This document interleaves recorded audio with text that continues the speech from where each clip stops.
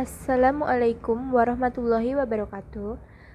Kami dari kelompok 4 akan mempresentasikan tentang bab 4, yaitu materi strategi dalam tindakan. Sebelumnya, perkenalkan anggota kelompok kami. Yang pertama, saya Sinta Ayu Kusuma Dewi, NIM B201-80422.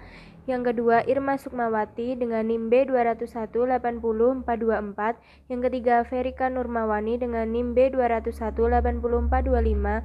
Dan yang keempat, Intan Solaikah dengan NIM B201-80428. Untuk materi yang pertama yaitu tujuan jangka panjang. Tujuan jangka panjang dari strategi ini adalah presentasi hasil-hasil yang diharapkan dari pelaksanaan strategi tertentu. Selanjutnya, hakikat tujuan jangka panjang. Yang pertama, kuantitatif, yang kedua dapat diukur, yang ketiga realistis, yang keempat dapat dimengerti, yang kelima menantang, yang keenam hierarkis, yang ketujuh mungkin untuk dicapai, yang delapan kongruen antar unit, yang kesembilan harus terikat garis dan waktu, yang terakhir yaitu organisasional. Selanjutnya, manfaat tujuan jangka panjang. Yang pertama, mengarahkan, yang kedua, memungkinkan sinergi, yang ketiga, membantu dalam evaluasi, yang keempat, menetapkan prioritas, yang kelima, mengurangi ketidakpastian, yang keenam, meminimalkan konflik, yang terakhir, merangsang kerja, membantu dalam alokasi sumber daya maupun merancangan pekerjaan. Selanjutnya yaitu tujuan organisasi. Tujuan organisasi dibagi menjadi dua, yaitu tujuan keuangan dan tujuan strategis. Adapun tujuan keuangan sendiri itu adalah pertumbuhan pendapatan, pertumbuhan laba, dividen yang lebih tinggi, margin laba yang besar, laba per saham yang lebih tinggi, harga saham yang meningkat, dan arus kas yang membaik. Sedangkan tujuan strategi sendiri yaitu pangsa pasar yang lebih besar, waktu pengiriman yang lebih cepat, waktu rancangan yang singkat, biaya yang lebih rendah, dan kualitas yang lebih tinggi. Memimpin tanpa tujuan. Para penyusun strategis harus menghindari cara alternatif berikut agar tidak memimpin tanpa tujuan. Yang pertama, memimpin berdasarkan ekstrapoliasi, yaitu berpegang teguh pada prinsip jika tidak rusak tidak perlu diperbaiki. Yang kedua, memimpin berdasarkan krisis. Yang dimaksud memimpin berdasarkan krisis yaitu sebuah bentuk sikap reaktif, bukan aktif, dan sikap membiarkan keadaan mendikte apa dan kapan keputusan manajemen harus diambil.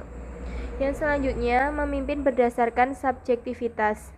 Yang dimaksud dibangun atas gagasan, lakukan saja yang terbaik yang dapat Anda lakukan.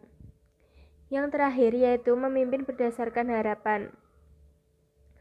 Keputusannya diprediksi dengan harapan akan berhasil dan masa itu akan datang dengan sendirinya, khususnya jika keberuntungan berpihak. Balance scorecard merupakan sebuah teknik evaluasi dan pengendalian strategi yang bertujuan untuk menyeimbangkan tujuan pemegang saham dengan tujuan konsumen dan operasional. Lalu strategi diversifikasi, yaitu diversifikasi terkait, yaitu menambah produk atau jasa yang baru namun masih berkaitan. Yang kedelapan ada diversifikasi tak terkait, yaitu menambah produk atau jasa yang baru namun tidak berkaitan. Selanjutnya 5 strategi generik Michael Porter.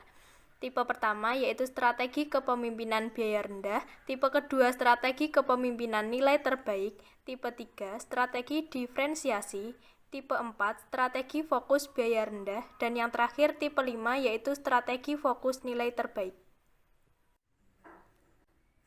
Strategi kepemimpinan biaya tipe 1 dan tipe 2. Perusahaan yang menggunakan strategi kepemimpinan biaya rendah atau nilai terbaik pada tipe 1 dan tipe 2 harus meraih keunggulan kompetitif dengan cara-cara yang sulit ditiru atau disamai oleh pesaing.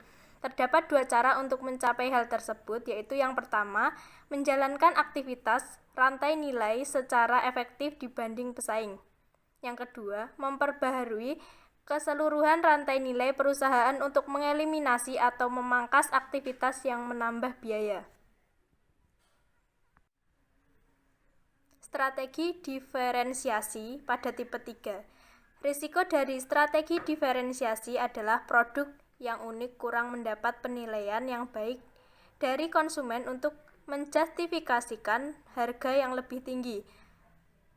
Selanjutnya, pesaing dapat mencari cara meniru fitur-fitur diferensiasi, sehingga landasan diferensiasi yang paling efektif adalah yang sulit atau mahal untuk diduplikasi pesaing. Strategi fokus pada tipe 4 dan tipe 5. Risiko menjalankan strategi ini antara lain yaitu banyak pesaing akan menyadari strategi fokus yang berhasil dan menirunya, atau preferensi konsumen berubah ke arah atribut produk yang diinginkan oleh pasar secara keseluruhan. Selanjutnya yaitu strategi untuk bersaing di pasar yang bergolak dan memiliki laju cepat. Menghadapi tantangan perubahan yang sangat cepat, memberikan perusahaan pilihan strateginya sendiri. Namun, pada umumnya, yang digunakan untuk menandingi pasar yang bergolak dan memiliki laju cepat itu, perusahaan umumnya menggunakan strategi defensif.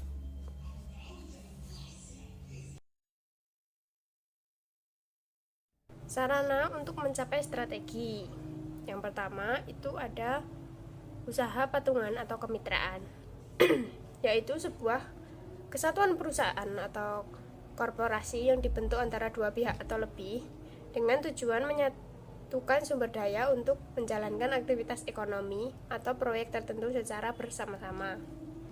Yang kedua ada sarana margin atau akuisisi, yaitu proses difusi atau penggabungan dua perseroan atau lebih dengan salah satu di antaranya tetap berdiri dengan nama perseroan sementara yang lain lenyap dengan segala nama dan kekayaannya dimasukkan dalam perseroan yang tetap berdiri tersebut dengan atas dasar hukum.